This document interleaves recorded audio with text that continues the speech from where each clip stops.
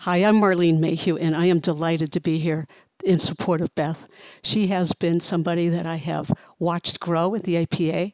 I remember back in the 90s when we were all working very hard. We were a little bit younger back then, but we're all very hard working each in our perspectives. And I really admired Beth because she held in there. And in spite of a lot of the odds, a lot of the challenges, people didn't understand what she was doing, she went ahead and persevered. And she not only kept contact with the APA, but was able to grow psychology and prescription privileges in her own state way beyond anything that I had ever seen anybody else do, and that is to get involved with the educational system and the legislative system and to recruit so many people. I think Beth has had and continues to have a true gift in how to organize people and to get them focused in an area and carry her mission forward, because she shares such a common mission with so many of us.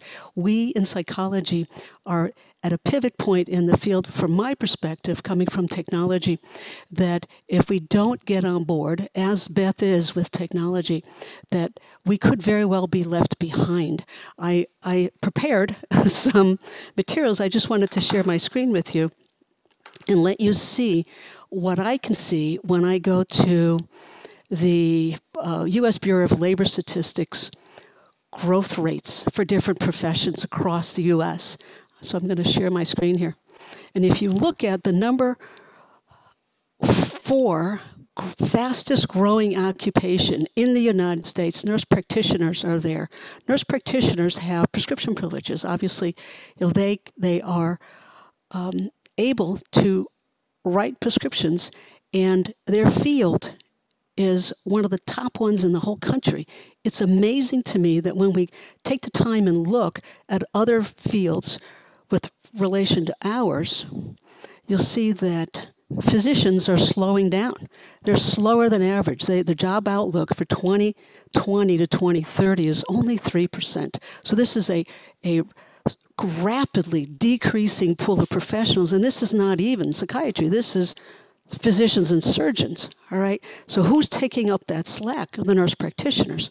And if psychologists don't get in here, we will be eclipsed by the nurse practitioners. This is something that Pat DeLeon has talked about repeatedly in a number of keynotes and presentations he's done at the APA. But I wanted to extend it a little bit further and just look at what some of the other groups are bringing to the table here. Substance abuse, behavioral disorders, and mental health counselors. The job outlook for the master's level folks in general, from 2020 to 2030 is 23%. That's much faster than average. All right. If we go to social workers now, they are 12% faster than average. If you go to marriage and family, you'll see they're 16% faster than average.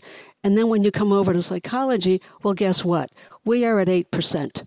We need leadership in our professional association that has had this vision, not just this year because it's popular, not just because people understand it now, but because the numbers are there. And if we don't get it together, then we will be eclipsed in very short order. And by that I mean a few decades, but still, if you think about the life of the APA, this is a message I brought forth years ago with regard to technology, and now people understand it because of COVID. But I think we're under the same kinds of pressure, and we need to respond as a group with a leader that understands the issue and has been at the forefront of this entire movement for decades. So my vote is with Beth, and I strongly encourage everybody else to join and follow Beth in what she's doing.